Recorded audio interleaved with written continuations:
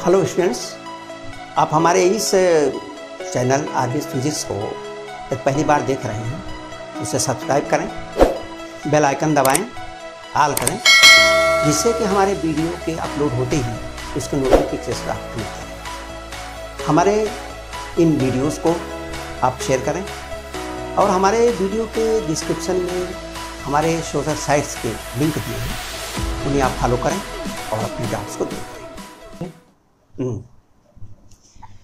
हम लोगों ने अभी इसके पहले मोशन इन स्ट्रेट लाइन पढ़ा है, सीधी रेखा में गति। मोशन इन स्ट्रेट लाइन में कोई भी वस्तु एक दिशा में चलती है और उसी दिशा में उसका वेग भी होता है, उसी दिशा में उसका त्वरण भी होता है। लेकिन हमको जब समतल में हम गति का अध्ययन करते हैं तो समतल में गति का मतलब कि जैसा हमारा ये प्लेन है, हमारा ये बोर्ड है, अब इसमें अगर कोई गति होगी तो निश्चित रूप से कोई वो दो अक्ष उसके होंगे, उसका एक लंबाई का अक्ष होगा, एक चौड़ाई का अक्ष होगा, जिसे हम मैथमेटिकली एक्स और वाई अक्ष कहते हैं। तो इस एक्स और वाई अक्ष के ये बीच में सारी घटना घटेगी। अब मान लीजिए हमने समतल में गति के लिए कोई स्थिर त्वरण से वस्तु चल रही है। अगर वो स्थिर त्वरण से वस्तु चल रही है और किसी भी स्थान उसका जो पोजीशन है, मान लीजिए कोई एक पोजीशन है, इसका पोजीशन वेक्टर ये r है, इसका एक पोजीशन वेक्टर ये r0 है और वस्तु चलती है।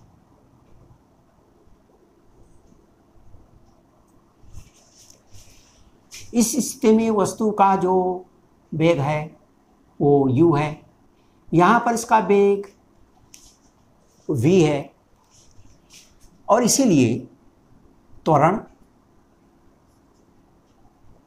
a ये बराबर हो जाएगा v माइनस u। अब मान लीजिए यहाँ का टाइम t0 बराबर 0 है, 0 सेकंड पर यहाँ था और यहाँ पर t बराबर t है, तो समय अंतराल बराबर हुआ t माइनस t0 यानी 0, जो बराबर हुआ v माइनस u अपान t। हम कह सकते हैं v बराबर u प्लस at। यहाँ पर v बराबर u प्लस at जो हमारे वेलोसिटी प्राप्त हुई, ये वेलोसिटी वेक्टर क्वांटिटी है और चूंकि ये प्लेन पर घटना घट रही है इसलिए ये दो दिशाएं हमारे पास हैं, एक है y, एक है x। हम जितने भी यहाँ पर क्वांटिटीज़ हैं, वेक्टर हैं, उनको हम दो कंपोनेंट्स में तोड़ सकते हैं, x दिशा में और y दिशा में। इसलिए अगर x दिशा में इस समीकरण को हम लिखें तो x दिशा में vx बराबर ux प्लस axt, ये हमारा समीकरण x दिशा के विस्थापन के, x दिशा में त्वरण है, x दिशा में इसका प्रारंभिक वेग है, x दिशा में इसका अंतिम वेग है। और इसी प्रकार y दिशा में इसका हम घटक निकाल सकते हैं। इसके घटक हम लोगों ने वेक्टर में पढ़े हैं तोड़ना, तो ये हो जाएगा आपका y दिशा में vy is equal to uy plus ay into T. अब ध्यान से अगर देखें तो इसमें इसके ऊपर कोई प्रभाव नहीं है।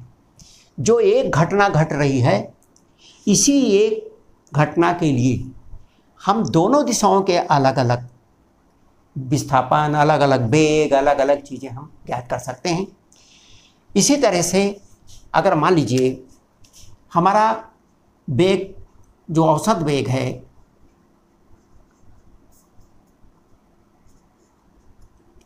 वो बराबर है v प्लस u अपान 2 और समय अंतराल t हो तो चली गई दूरी यानी विस्थापन। हम इसका विस्थापन भी इस तरह ज्ञात कर सकते हैं। विस्थापन बराबर हुआ r से r0 से r तक गए, विस्थापन डेल्टा r जो बराबर है r माइनस r0 विस्थापन बराबर होता है औसत वेग इंटू समय।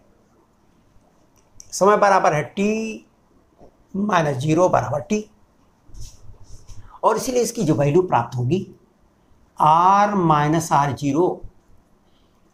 v का मान रखें, हम जानते हैं v बराबर है u प्लस ए टी, तो हो जाएगा u plus A T plus u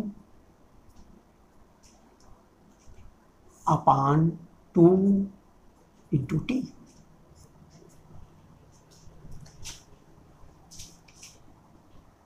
r बराबर r माइनस r0, ये u जुड़ जाएगा, 2u होगा, t से गुणा हो जाएगा तो ut हो जाएगा, ये हो जाएगा ut plus half A T square. इसलिए r बराबर r0 ut plus half A T square. आप ध्यान से देखें तो ये जो हमारा विस्थापन है, ये विस्थापन भी हम, विस्थापन तो किसी एक दिशा में होगा, लेकिन इसके घटक हम ज्ञात कर सकते हैं। जा रही होगी वस्तु किसी एक दिशा में विस्थापित हो रही होगी, लेकिन हम इसका अध्ययन x या y दोनों दिशाओं के में तोड़ करके कर सकते हैं। इसलिए x दिशा में ये हो जाएगा r की जगह ये हो गया x equal to x0 u x t half a x t square, and y दिशा में हो जाएगा y बराबर y0 प्लस u y टी plus half a y t square. अब इसको आप जो ध्यान से देखिए, प्लेन पर जब हम कोई भी घटना घट रही होती है तो दो लंबवत दिशा, ध्यान रखें x और y, ये दोनों दिशाएं लंबवत दिशाएं हैं, एक दूसरे के ऊपर लंब हैं ये। इसका मतलब कि किसी भी मोशन में, किसी भी विस्थापन में दो लंबवत दिशाओं की जो विस्थापन या वेग हैं वो दोनों स्वतंत्र रहते हैं। दो लंबवत दिशाओं की जो घटनाएं हैं वो एक दूसरे से बिल्कुल ही स्वतंत्र रहती हैं। यहाँ पर ये बिल्कुल x दिशा का प्रारंभिक विस्थापन, प्रारंभिक स्थिति, प्रारंभिक वेग, त्वरण, और ये y दिशा का है। ना तो y दिशा की घटना x को प्रभावित करती है, ना x वाली y को। इसका मतलब हम x दिशा का अध्ययन कर लें, y दिशा का अध्ययन कर लें तो पूरी घटना का अध्ययन हो जाएगा। अगर हम किसी भी दिशा में अध्ययन करना चाहते हैं तो उसके दो लंबवत दिशाओं में, जो प्लेन में जो दिशाएं हैं, उन दिशाओं में अगर हम अध्ययन करते हैं तो हमको वही रिजल्ट प्राप्त होगा जो ये दोनों अलग अलग दिशाओं में अध्ययन करके प्राप्त होगा। और इसीलिए इसको अध्ययन करने के लिए हम जो चल रहे हैं पढ़ने के लिए, वो पढ़ रहे हैं प्रक्षेप गति। इसका एक उदाहरण है प्रक्षेप गति। प्रक्षेप गति में हम किसी भी वस्तु को स्वतंत्र रूप से गुरुत्वीय क्षेत्र में फेंकते हैं। प्रक्षेप गति में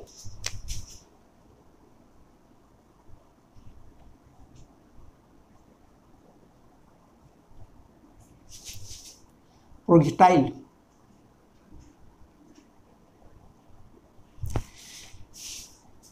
गुरुत्वीय क्षेत्र में यदि हमने किसी वस्तु को सीधा ऊपर को फेंका तो वस्तु सीधा ऊपर जाएगी, सीधा नीचे आएगी। Motion in a straight line है ये motion in a straight line, सीधी रेखा में है गति, ये सरल रेखा में गति है। लेकिन यदि हमने तिरछा फेंका, हमने इस दिशा में फेंका, यहां पर हमने सीधा ये नहीं जाएगी वस्तु ऊपर, सीधा नीचे नहीं आएगी। यहां पर त्वरण और वेग एक लाइन में काम करते हैं और इसलिए गति सीधी रेखा में होती है। लेकिन यहाँ पर ऐसा नहीं है, यहाँ पर वेग की दिशा बदलती जा रही है और त्वरण की दिशा वेग से अलग है, अर्थात नीचे की ओर है। गुरुत्वीय त्वरण नीचे की ओर कार्य कर रहा है और इसीलिए इस प्रकार की गति जहाँ वेग और त्वरण एक ही दिशा में नहीं होते, उसे हम समतल में गति कहते हैं। उसका एक उदाहरण है प्रक्षेप गति।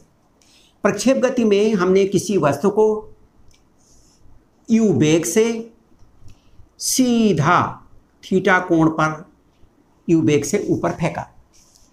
ऊपर फेंकने के बाद वस्तु अधिकतम ऊंचाई पर जाएगी और फिर वहीं से लौटेगी और जाकर के आगे गिर जाएगी। जहां से हमने फेंका है वो बिंदु A है और जहां पर वस्तु गिरती है वो बिंदु B है। आप ध्यान से यहां देखें, ये जो हमारा U है, हमने अभी इसके पहले निकाला था कि किसी भी दिशा में अगर कोई घटना घट रही तो उसको हम दो लंबवत दिशाओं में हम उसको घटकों में तोड़ सकते हैं। इसको भी हम दो दिशा में तोड़ सकते हैं। एक इसका घटक इसके इस दिशा में हो जाएगा क्षैतिज दिशा में, और हम क्षैतिज दिशा का में जो इसका विस्थापन त्वरण होगा अध्ययन करेंगे, और दूसरी इसकी जो घटना होगी ये ऊर्ध्व दिशा में होगी। तो इस प्रकार इस दिशा में इसका जो वेग होगा प्रारंभिक वेग ये u cos थीटा होगा, और यहाँ पर इसका जो प्रारंभिक वेग है वो u sin थीटा है। जो वेग u था जो किसी एक दिशा में था थीटा कोण पर, अब उस वही प्रारंभिक वेग u को हमने दो अलग अलग स्वतंत्र वेगों में तोड़ दिया। एक है u cos theta, u sin theta, दोनों अलग अलग हैं। u cos थीटा क्षैतिज है, त्वरण क्षैतिज दिशा में कार्य नहीं करता, इसलिए क्षैतिज दिशा में ये वेग स्थिर रहेगा। क्षैतिज दिशा में इस वेग में कोई भी परिवर्तन नहीं आएगा। उदाहरण के तौर पर जब वस्तु यहाँ पर पहुँचेगी, जा रही है, तो इस दिशा में भी इसका वेग यही रहेगा, u cos थीटा ही रहेगा। जब वस्तु यहाँ पहुँचेगी तो भी इसका क्षैतिज वेग u cos थीटा ही रहेगा। वस्तु जब यहाँ पहुँचेगी तो भी इसका वेग u cos थीटा ही रहेगा। जब वस्तु यहाँ पहुँचेगी, गिर रही है, तो भी इस दिशा में इसका वेग u cos थीटा ही रहेगा। और जब वस्तु पृथ्वी पर गिर जाएगी तो भी इसका इस दिशा में जो वेग होगा क्षैतिज वेग u cos थीटा ही रहेगा। यानी इस घटना में जो प्रक्षेप है, जो पिंड फेंका गया है, इसमें u cos थीटा में कोई परिवर्तन नहीं होगा, क्योंकि u cos थीटा की दिशा में कोई बल कार्य नहीं करता। हमने इसमें घर्षण, जो वायु का घर्षण लगता है, उसको नगण्य मान लिया है। वायु का घर्षण नगण्य है, ये ध्यान रखेंगे। वायु का घर्षण नगण्य है, वायु का घर्षण नगण्य है, और ऊंचाई बहुत नहीं है, ऊंचाई बहुत नहीं है। बहुत ऊंचाई हो जाएगा तो जी का मान बदल जाएगा। हमने ये भी मान लिया है कि जी स्थिर है। तो दो चीजें, एक तो घर्षण नगण्य है और दूसरे बहुत ऊंचाई नहीं, अर्थात जी का मान स्थिर है। तो जब घर्षण नहीं है और इस दिशा में कोई बल कार्य नहीं करता तो इस दिशा में वेग में कोई परिवर्तन नहीं होगा। इस दिशा में तो ही वेग रहेगा, लेकिन इस दिशा में गुरुत्वीय त्वरण काम करता है, पृथ्वी का गुरुत्वाकर्षण बल काम करता है, इसलिए इसका वेग घटता जाएगा। यहाँ पर इसका वेग इतना रहेगा, जब यहाँ पहुँचेगी तो इसका वेग थोड़ा कम हो जाएगा, यहाँ पहुँचेगी तो इसका वेग थोड़ा और कम हो जाएगा, और यहाँ पर इसका वेग 0 हो जाएगा। ऊर्ध्व वेग जो u sin थीटा यहाँ था, यहाँ u sin थीटा से कुछ कम होगा, यहाँ और कम होगा, यहाँ 0 होगा। और इसी तरह फिर यहाँ जब पहुँचेगा तो ये बढ़ जाएगा, और यहाँ तो फिर बिल्कुल उतना ही हो जाएगा जितना यहाँ था। इसका मतलब इसमें ऊर्ध्व दिशा में जो गति हो रही है, ऊपर नीचे आने वाली गति में तो वेग में परिवर्तन होगा, लेकिन क्षैतिज गति में कोई परिवर्तन नहीं होगा। अब ध्यान से देखें, जब ये वस्तु जाते जाते यहाँ पहुँचती है तो यहाँ पर ऊर्ध्व वेग 0 हो जाता है और केवल क्षैतिज वेग बचता है। इसलिए जब कोई भी प्रक्षेप का जो न्यूनतम वेग है वो होगा जो महत्तम ऊंचाई पर होगा। ये इसका न्यूनतम वेग है। न्यूनतम वेग महत्तम ऊंचाई पर, महत्तम ऊंचाई पर जो पहुंचेगी तो उसका वेग न्यूनतम हो जाएगा, ऊर्ध्व वेग बिल्कुल नहीं रहेगा। यहाँ तो दोनों वेगों का परिणाम ही रहेगा, यहाँ भी दोनों का परिणाम ही है, और यहाँ तो दोनों का परिणाम ही हमें ज्ञात ही है कि ये u है, लेकिन यहाँ केवल एक वेग बचा और यही सबसे न्यूनतम है। तो ये सबसे ऊंचाई पर यह होगा u cos theta. This is the smallest velocity, और इसलिए इस स्थान पर सबसे कम इसका ऊर्जा होगी। इसकी जो गतिज ऊर्जा है सबसे कम होगी यहाँ पर। न्यूनतम गतिज ऊर्जा,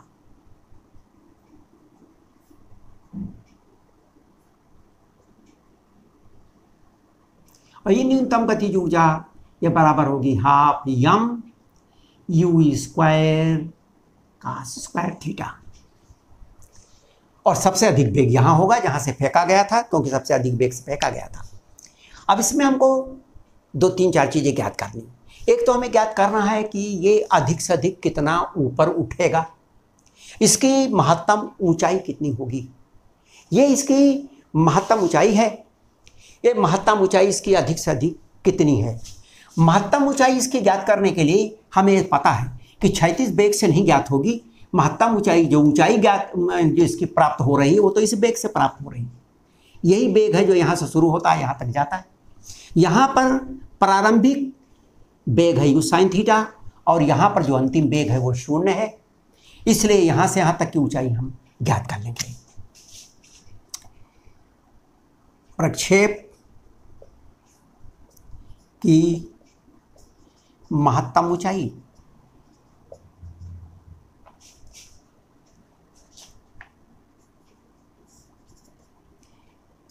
महत्तम ऊंचाई के लिए यहां का वेग मालूम है, यहां का वेग मालूम है। v equal to u v square equal to u square plus 2gh से इसी फार्मूले का हम प्रयोग करेंगे। अंतिम वेग है 0, प्रारंभिक वेग है you square sine square theta, ऊपर की तरफ g माइनस है इसलिए -2g, और महत्तम ऊंचाई है इसकी h, और इसलिए h equal to u square sine square theta upon 2g मीटर। यह इसके महत्तम ऊंचाई का फार्मूला है, अधिक से अधिक कितना ऊंचा उठेगा। अब दूसरा हमको ये निकालना है कि इसका उड्डयन काल कितना होगा, यहाँ से यहाँ तक आने का समय कितना होगा। यहाँ से यहाँ तक आने का समय भी हम इसी ऊर्ध्व वेग का प्रयोग करते हैं। यहाँ पर जो हमारा ऊर्ध्व वेग है, प्रारंभिक ऊर्ध्व वेग है u साइन थीटा, और यहाँ पर जो अंतिम ऊर्ध्व वेग है वो है u साइन थीटा। लेकिन यहाँ पर ऊपर की तरफ है तो ये माइनस होगा, यहाँ नीचे की तरफ है तो ये प्लस होगा। हम इसी सूत्र का प्रयोग कर लेते हैं।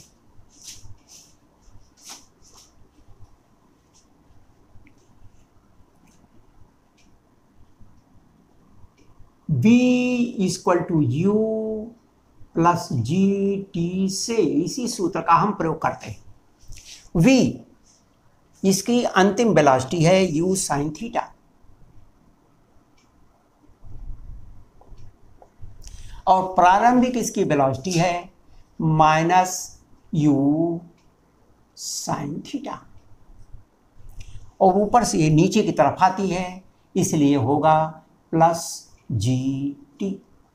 हमको ये t निकालना है, यहाँ से लेकर यहाँ तक आने का समय। u sine theta equal to -u sine theta plus gt, और इसलिए gt equal to 2u sine theta, ये इधर आएगा जुड़ जाएगा, और इसलिए उड्डयन काल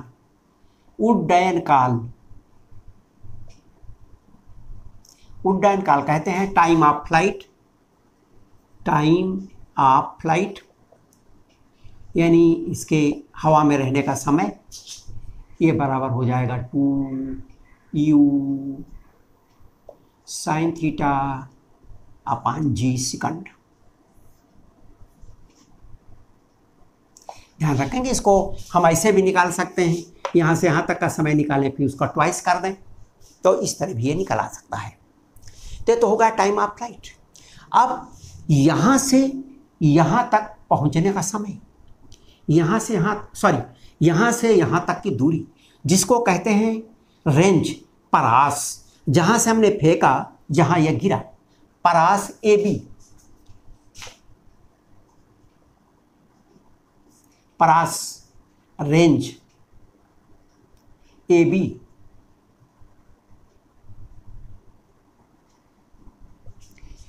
अब परास कितना होगा, इस दिशा में ऊर्ध्व दिशा के कारण नहीं यहां तक पहुंचता है, ये तो इस बेग के कारण पहुंचता है। अगर यू cos थीटा बेग ना होता तो ये सीधा ऊपर जाती नीचे आती।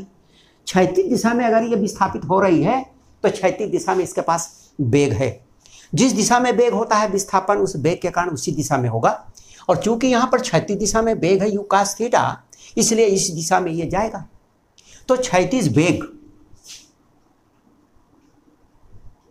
क्षैतिज दिशा का विस्थापन निकालना है, इसलिए बेग क्षैतिज होगा। और कितनी देर में पहुंचने का निकाला है, जितना इसका उड्डयन काल है यानी t, इसलिए परास r बराबर हुआ u cos theta into 2u sin theta upon g बराबर 2u square sine theta cos theta upon g. इसको हम इस तरह भी लिख सकते हैं 2 साइन थीटा कास थीटा बराबर 2 साइन 2 थीटा, ये हो जाएगा आपका u square sine 2 theta upon g. ये परास है। अब इस परास का सबसे मान अधिक कब होगा, अधिक से अधिक दूर पर ये कब जाके गिरेगा, जब इस थीटा का मान साइन 2 थीटा का मान अधिकतम हो। और साइन 2 थीटा का मान अधिकतम कब होगा, जब 1 हो। और साइन ये 1 तब होगा जब 2 थीटा बराबर 90 हो। तो और थीटा बराबर 45, साइन 2 थीटा बराबर 90 और इसीलिए थीटा बराबर 45 और इसीलिए r का मान मैक्सिमम होगा, वो बराबर होगा u स्क्वायर बटा जी मीटर। ये होगा जब ये कोण 45 हो। इसका मतलब 45 अंश पर अगर नीचे से कोई चीज़ फेंकी जाएगी तो उसका परास सबसे ज़्यादा होगा। नीचे से 45 अंश पर फेंकी जाएगी, ध्यान रखेंगे। यहाँ से हम अगर 45 अंश पर फेंकें, ये 45 है, ज़्यादा होगा। 60 पर फेंकेंगे तब भी पहले गिरेगी, इससे कम पर फेंकेंगे तब भी पहले गिरेगी, लेकिन 45 पर अगर फेंकेंगे तो सबसे ज़्यादा दूर जाएगी। लेकिन अगर हाथ से हम फेंकते हैं तो इतनी ऊंचाई हमारी ज़्यादा हो जाएगी। अगर हम यहाँ से फेंकते हैं तो ये हमारी 1.5 मीटर ऊंचाई ज़्यादा हो जाएगी और इसलिए उस समय कोण कम हो जाएगा। अगर हम यहाँ से फेंकते हैं इतनी ऊंचाई से तो बजाय 45 के ये कोण 45 से कम हो जाएगा। Theta is smaller than 45। लेकिन अगर नीचे से फेंकते हैं तो ये कोण 45 होगा। ये तो हुआ हमारा इसमें प्रक्षेप गति। अब हमने ये देखा कि इसकी अधिकतम ऊंचाई कितनी होगी, इसको यहाँ से यहाँ तक पहुँचने का समय कितना लगेगा और इसकी अधिक से अधिक तक दूरी कितनी होगी। इसके साथ ये जो बन रहा है रास्ता, ये जो हमारा कर्व बनता है, ये क्या चीज़ है, इसका क्या होगा समीकरण। तो इस प्रक्षेप गति का जो प्रक्षेप पथ है ये क्या है, प्रक्षेप पथ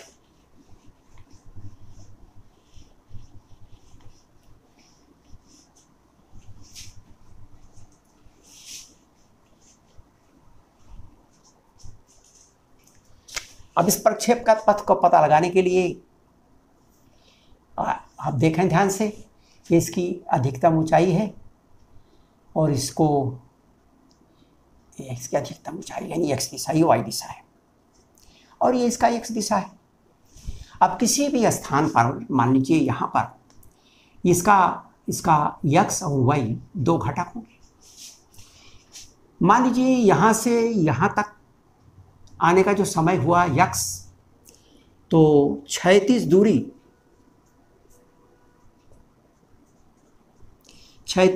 x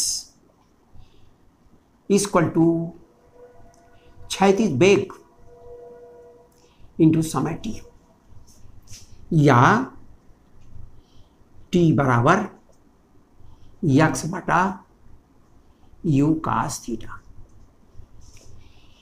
ये तो हो गया हमारा इसकी क्षैतिज दूरी क्या है? क्षैतिज दूरी, ऊर्ध्व दूरी कितनी होगी?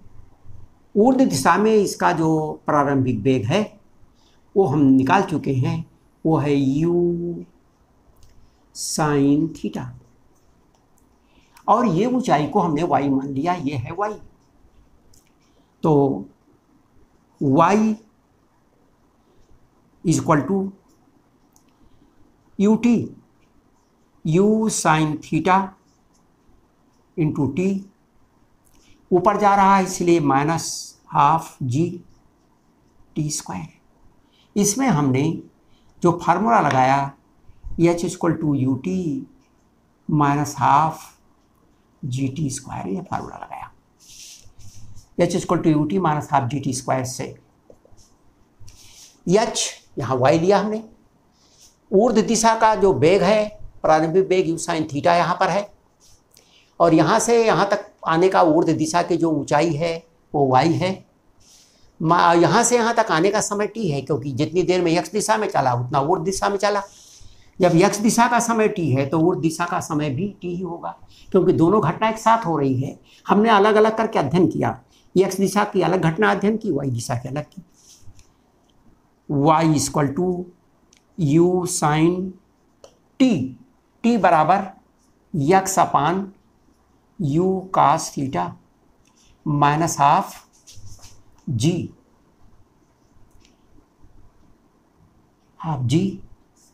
अपान u cos theta square x square. इसलिए y इक्वल टू y यूज कट गया, यह आपका हो गया tan theta x minus g upon 2 u square cos square theta x square. This is the equation of the projectile, यानी जो प्रक्षेप गति है उसके पथ का समीकरण है, प्रक्षेप पथ का समीकरण।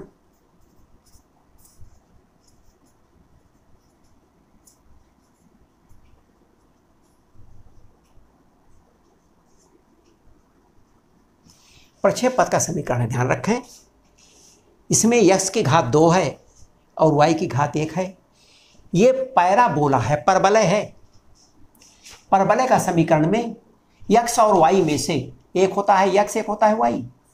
इनमें से अगर इनकी घात 1 1 हो तो ये रेखा होती है। अगर इनकी घात 2 2 हो, x square plus y square बराबर a स्क्वायर हो तो ये वृत्त होता है।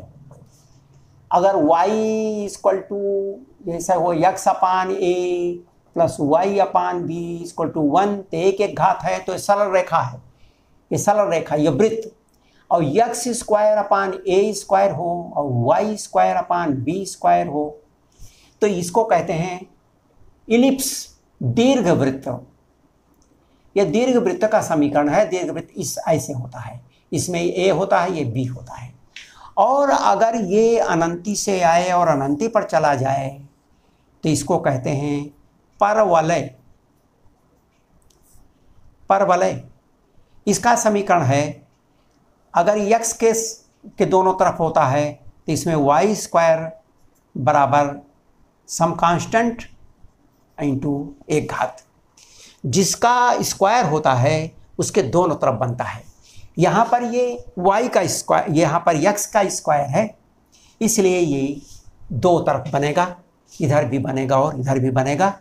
y equal to tan x minus g x square, ये आपके परवलय का समीकरण है।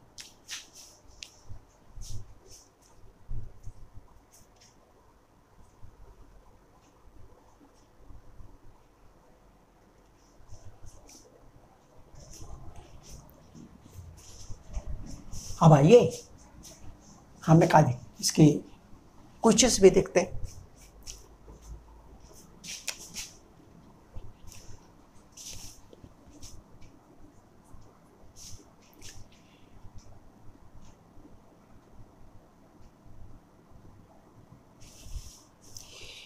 मान लीजिए हमें ये दिया है, इसका जो प्रक्षेप है, इसका प्रारंभिक वेग हमें दिया है u equal to 10 i cap plus 20 j cap. Find, इतना दिया है, ज्ञात करो u बराबर इतना, तो ज्ञात करो। क्या ज्ञात करना है? पहला, महत्तम ऊंचाई,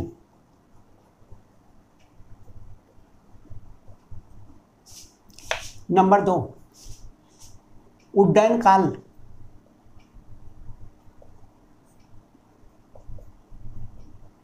नंबर 3 परास। ये तीनों चीज इसमें हमको निकालनी। अब अगर आप ध्यान से यहां देखें तो हम जो किसी भी प्रक्षेप को फेंकते हैं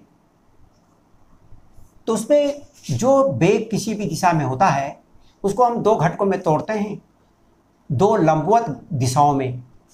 लंबवत दिशाएं हैं, एक है y, एक है x। x दिशा में जो वेग तोड़ते हैं उसको कहते हैं u cos थीटा, और y दिशा में जो वेग आता है u sin थीटा। ये y दिशा का प्रारंभिक वेग है, ये x दिशा का प्रारंभिक वेग है।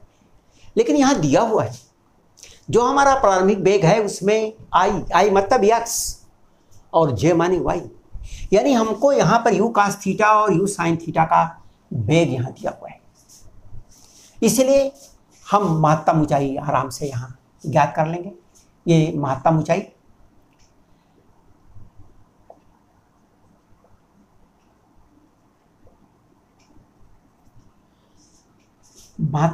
h equal to u square sine square theta upon 2g। u square sine square theta upon 2g। ध्यान रखें इसमें u साइन थीटा प्रारंभिक ऊर्ध्व वेग है, प्रारंभिक ऊर्ध्व वेग। तो आपका u साइन थीटा का मान दिया है 20 और इसका स्क्वायर है अपॉन 2g बराबर 10। g का मान 10 मीटर पर सेकंड स्क्वायर। तो कट जाएगा, तो इसकी महत्तम ऊंचाई आ गई 20 मीटर। फिर निकालना उड्डयन काल। उड्डयन काल t, उड्डयन काल equal to 2u sine theta upon g। 2u sine theta upon g। u sine theta ये ऊर्ध्व वेग है, प्रारंभिक ऊर्ध्व वेग। इसका मान दिया है 20।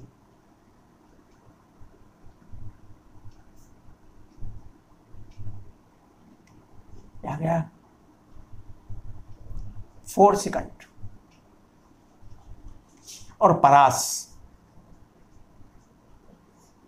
r equal to 2u square sine theta cos theta upon g। 2u square sine theta cos theta upon g। आप ध्यान से देखिए, ये आपके यहाँ पे है 2 u स्क्वायर, तो u स्क्वायर को करिए u साइन थीटा और u कास थीटा। मान रख दीजिए, 2 अपनी जगह रहेगा। u साइन थीटा ऊर्ध्व वेग है जिसका मान है 20, और u cos थीटा इसका क्षैतिज वेग है। u cos थीटा इसकी हॉरिजॉन्टल वेलोसिटी 10 अपॉन 10। आ गया 40 मीटर। तो ये इसका इस क्वेश्चन का ये हल है, जहां पर कि इस रूप में दिया हुआ है इसका, यानी क्षैतिज वेग ऊर्ध्व वेग ये दिया हुआ है पहले से कितना कितना है। हमको इसमें साइन थीटा या कास थीटा की वैल्यू को कैलकुलेट नहीं करना है। अब यहाँ पर हम लोगों ने जो ये प्रक्षेप गति पढ़ी है, अब इसमें प्रक्षेप गति में भी कई प्रकार की प्रक्षेप गतियाँ हैं जो आगे भी हम लोगों को पढ़नी है। यहाँ तो हमने नीचे से फेंका और ज़मीन में ही आकर के वस्तु गिर गई। हम कभी नीचे से फेंकते हैं और ऊपर किसी निशाने पर लगाते हैं, या कभी ऊपर से मारते हैं और नीचे निशाना लगाते हैं, और कभी ऊपर से ऊपर मार करते हैं। तो इस तरह प्रक्षेप गतियों का कई प्रकार का हमारा अध्ययन है, उसको हम लोग आगे पढ़ेंगे। इस लेक्चर को देखने के लिए बहुत बहुत धन्यवाद।